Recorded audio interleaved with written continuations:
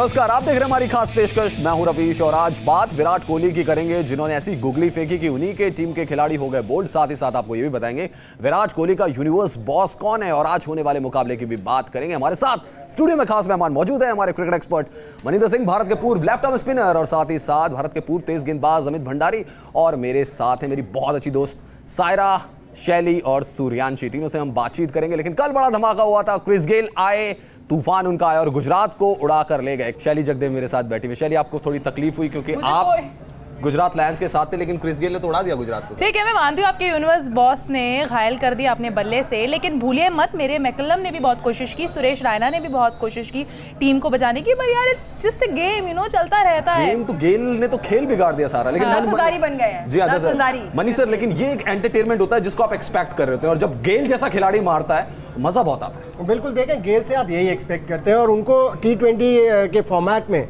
Drop करना मुझे criminal लगता है एक्चुअली, क्योंकि कई बार बैंगलोर ने उनको ड्रॉप किया है क्योंकि वो कंसिस्टेंटली परफॉर्म नहीं करते। ऐसे खिलाड़ी को अगर आप सोचें कि इंटरनेशनल क्रिकेट खेला हुआ है, उसको पता होगी अपनी जिम्मेदारी, ये ऐसा होता नहीं है। अगर कैप्टन है विराट कोहली जो कि अपने आप को मोटिवेट कर सकते हैं, उनको खिलाड़ियों को भी मोटिवेट करना बहुत ज़रूरी है। और गेल जैसा खिलाड़ी अगर आप मोटिवेटेड रखेंगे ऑल द टाइम, तो 14 मैच खेलेंगे वो आपको 8-9 मैचेस सिंगल हैंडली जिता जाएंगे। और उन्होंने कहा भी कि जब से बैंगलोर में आए उनको बहुत अच्छा लगा, जो कि उन्होंने अपने इंटरव्यू में बात की। लेकिन अमित भाई, आप गेंदबाज हैं खुद, और क्रिस गेल जैसा खिलाड़ी जब सामने खड़ा होता होगा तो गेंदबाज के जहन में क्या चल रहा होता होगा? अपने आप को बचाना। और आप अगर गेंदबाज हैं तो आप क्या सोचेंगे? आप अगर गेंदबाज हैं तो आप क्या सोचेंगे? डिप्लोमेटिक नहीं है।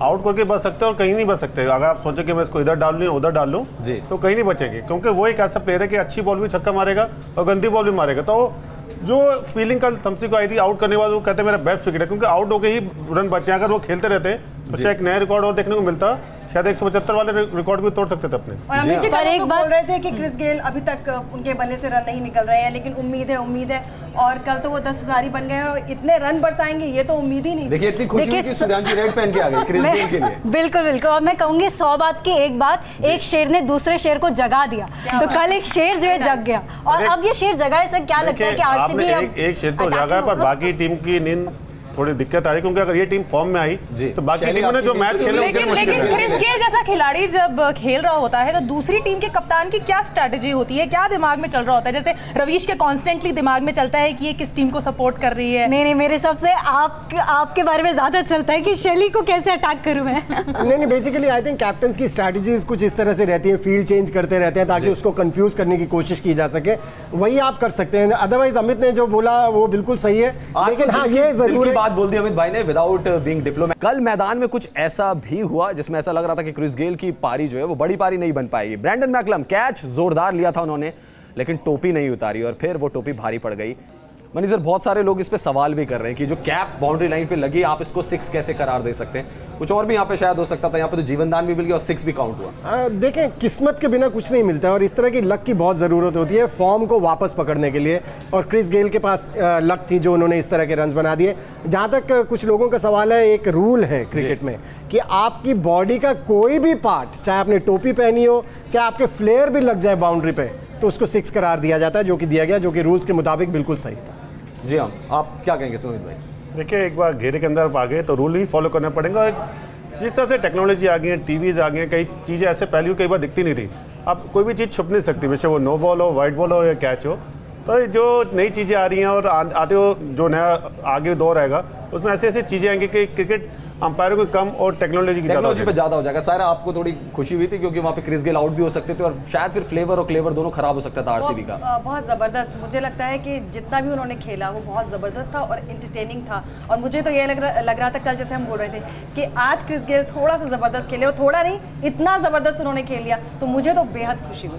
पर ये कल इनको कैच पकड़ा और फिर नॉट आउट हो गए क्रिस। नहीं, पर कल आज ये बोल रही है, लेकिन कल मैंने इनको बोला कि विराट कोहली को आप कर लो सपोर्ट, पर इन्होंने बड़ा ही डिप्लोमेट असर आ जाता है कई बार। अमित भाई का थोड़ा असर आ गया तो डिप्लोमेटिक। नहीं, शैली का भी असर। आप बोल रहे थे ना कि शैली को पॉलिटिक्स में अभी एक दूसरा मैच है तो उसमें पूछेंगे, दूसरा मैच होगा तो उसमें ओपिनियन ले लेंगे। लेकिन सूर्यांशी, आप मैच देख रहे थे और वहां पे क्रिस गेल, ये शायद टर्निंग पॉइंट हो सकता था मैच का। बिल्कुल, मेरे हिसाब से ये बहुत बड़ा टर्निंग पॉइंट होता, क्योंकि ये हम मान सकते हैं कि पिछले मैचों में क्रिस गेल ने अच्छा नहीं खेला था, बट यहाँ पे वो पूरे फॉर्म में थे और बहुत अच्छे से चौके छक्के पड़ रहे थे।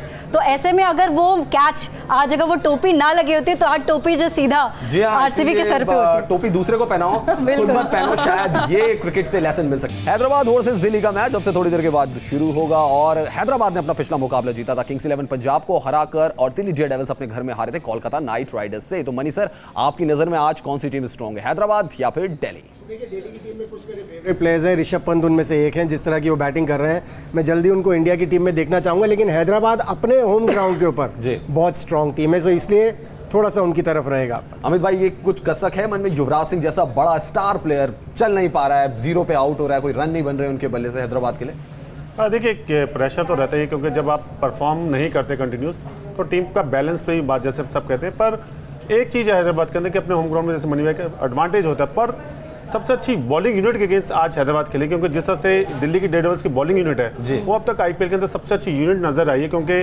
आप चारों मीडियम पे से देख लो और चारों के पास इतना एक्सपीरियंस है और मिश्रा, तो ये आपका प्लस पॉइंट है बॉलिंग अटैक। जी हाँ, दोनों की बॉलिंग बहुत स्ट्रांग है। मैं अमित जी से सवाल पूछना चाहती हूँ। ऋषभ पंत जो है वो बहुत अच्छे फॉर्म में चल रहे हैं, बहुत अच्छे खेल रहे हैं, तो क्यों उन्हें नीचे क्यों खिलाते हैं? थोड़ा अगर ऊपर खिलाए तो फायदा होगा, आपको लगता है? देखिए, इसमें दो चीजें होती हैं कि अगर आपके ऊपर वाले ने परफॉर्म ना किया और एक ऐसा प्लेयर भी चाहिए जो नीचे जाके रन भी बनाए, क्योंकि दिल्ली डिपेंड बहुत करती है कि 6-7 ओवर जैसे नीचे एक ऐसा प्लेयर चाहिए जो अपनी एट विल पे मीडियम पेसर को छक्का मार सके। स्पिनर मारना ठीक है, एक मीडियम पेसर को मारने शायद वहां पे खैर क्रिस मॉरिस भी उनके पास। सूर्यांशी, आप किस टीम के साथ हैं आज? देखिए, मैं उसके साथ हूं जिसके साथ युवा शक्ति है और उसके आगे खड़ा है जहीर खान। चुनाव लड़ रहे हैं, बिल्कुल ये पॉलिटिकल शो बन गया। मेरे पास उसका पूरा फैक्ट है। आप देख लीजिए ऋषभ पंत, आप देख लीजिए शाहबाज नदीम, इतना अच्छा खेल रहे हैं। जहीर खान की कंसिस्टेंसी नहीं है आपके पास। हाँ, मेरे पास तो ऑरेंज कैप है, पर्पल कैप है, तो मैं हैदराबाद के साथ हूँ। और दोनों से मैं सवाल पूछना चाहती हूँ। कैप दोनों है, वो कपड़े येलो रेड है, लेकिन ये